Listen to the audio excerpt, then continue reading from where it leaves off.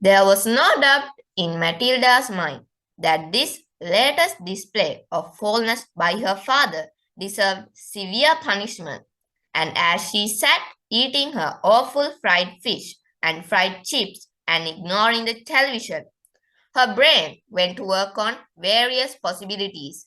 By the time she went up to her mind was made up. The next morning, she got up early and went into the bathroom and locked the door. As we already know, Miss Wormwood's hair was dyed a brilliant platinum blonde, very much the same glistening silvery color as a female tightrope walker's tights in a circus. The big dyeing job was done twice a year at the hairdresser's, but every month or so in between, Miss Wormwood used to freshen it up by giving it a rinse in the wash basin with something called platinum blonde hair dye extra strong. This also served to dye the nasty brown hairs that kept growing from the roots underneath.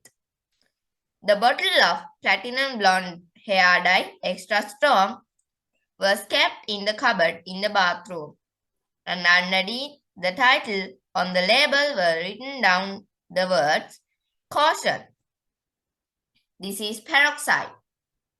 Keep away from children." Matilda had read it many times with fascination.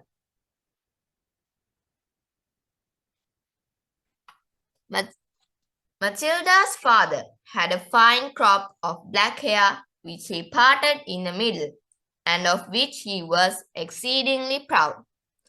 Good strong hair, he was fond of saying, means there's good strong brain underneath. Like Shakespeare, Matilda had once said to him. Like who?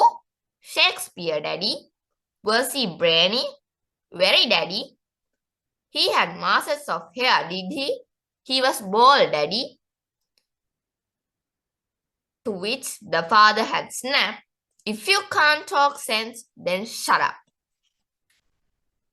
Anyway, Mr. Wormwood kept his hair looking bright and strong, or so he thought, by rubbing in every morning large quantities of a lotion called oil of violets hair tonic.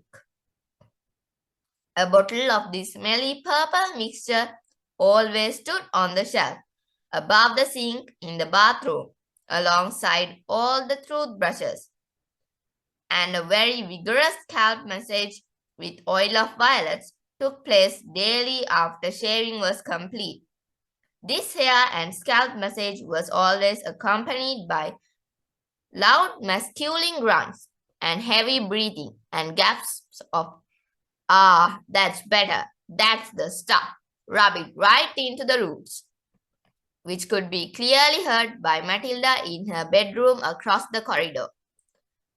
Now, in the early morning privacy of the bathroom, Matilda unscrewed the cap of her father's oil of violets and tipped 3/4 of the content down the drain.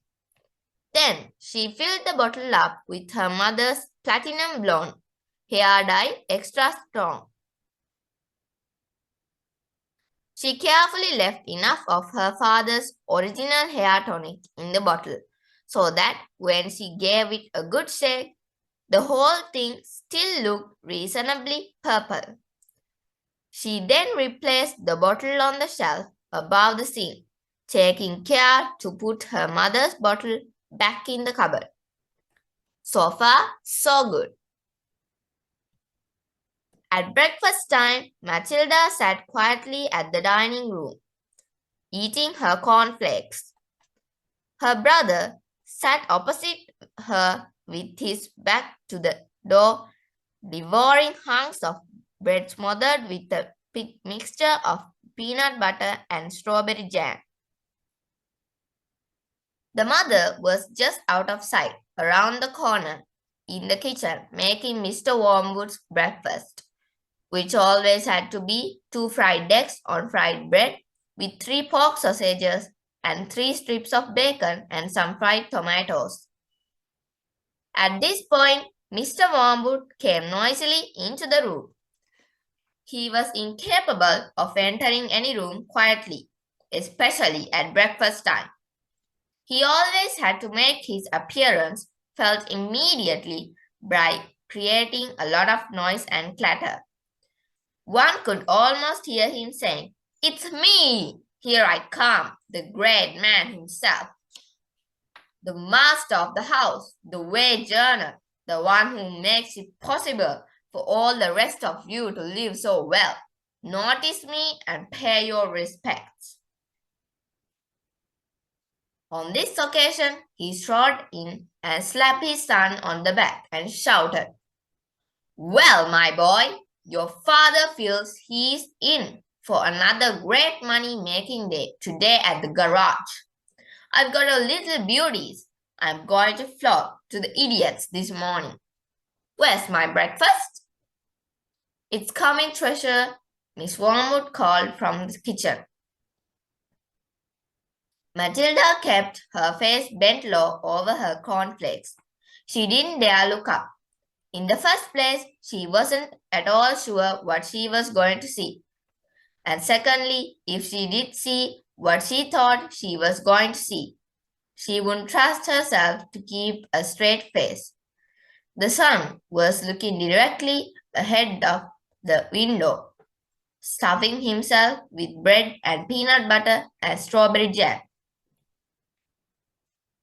The father was just moving round to sit at the head of the table when the mother came sweeping out from the kitchen, carrying a huge plate piled with eggs and sausages and bacon and tomatoes. She looked up. She caught sight of her husband. She stopped dead.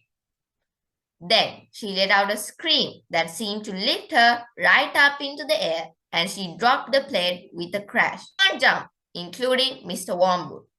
"What the heck's matter with you, woman?" he shouted. "Look at the mess you've made on the carpet." "Your hair!" the mother was shrieking, pointing a querying finger at her husband. "Look at your hair! What have you done with your hair?" "What's wrong with my hair, for heaven's sake?" he said. "Oh my God, Dad! What you've done to your hair!" the son shouted. A splendid noisy scene was building up nicely in the breakfast room. Matilda said nothing. She simply sat there admiring the wonderful effect of her own handiwork. Mr. Wormwood's fine crop of black hair was now a dirty silver, the color this time of a tight-rope walker's tights that had not been washed for the entire circus season. You have dyed it! You have dyed it!" shrieked the mother. "Why did you do it, you fool? It looks absolutely frightful. It looks horrendous. You look like a freak." "What the blazes are you all talking about?" the father yelled, putting both hands to his hair. "I most certainly have not dyed it. What do you mean I've dyed it? What's happened to it? Or is this some sort of a stupid joke?" His face was turning pale green, the color of sour apples. "You must have dyed it, Daddy," the son said. "It's the same color as Mom's, only much dirtier looking." "Of course he's dyed it," the mother cried. "It can't change color all by itself. What on earth were you trying to do? Make yourself look handsome or something? You look like someone's grandmother gone wrong." "Get me a mirror," the father yelled. "Don't just stand there shrieking at me. Get me a mirror."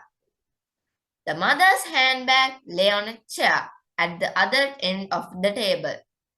She opened the bag and got out a powder compact that had small round mirror on the inside of the lid. She opened the compact and handed it to her husband. She grabbed it and held it before his face, and in doing So spilled most of the powder all over the front of his fancy tweed jacket. Be careful, shrieked the mother. Now look what you've done. That's my best Elizabeth Arden face powder. Oh my God, yelled the father, staring into the little mirror. What's happened to me? I look terrible. I look just like you gone wrong. I can't go down to the garage and sell cars like this. How did it happen? He stared round the room, first at the mother, then at the son, then at Matilda. How could it have happened? He yelled. I imagine, Daddy, Matilda said quietly, that you weren't looking very hard and you simply took Mummy's bottle of hair stuff off the shelf instead of your own. Of course, that's what happened, the mother cried. Well, really, Harry, how stupid can you get?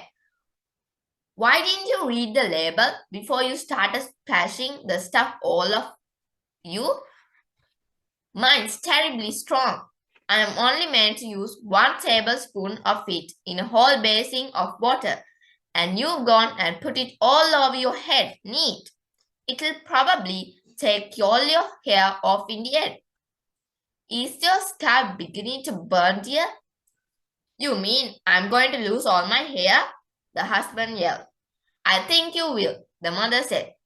Peroxide is a very powerful chemical. It's what they put down the lavatory to disinfect the pan. Only they give it another name.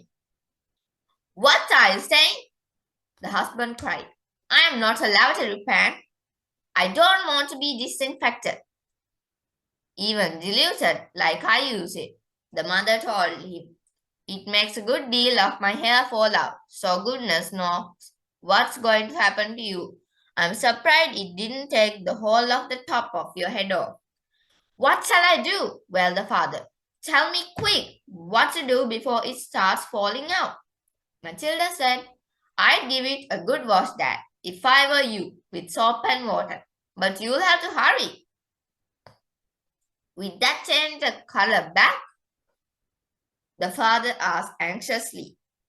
Of course it won't, you twit, the mother said. Then what do? I can't go around looking like this forever. You will have to dye back, the mother said. But wash it first or there won't be any there to dye. Right, the father shouted, springing into action. Get me an appointment with your hairdresser this instant for a hair dye job. Tell them it's an emergency. They've got to boot someone else off their list.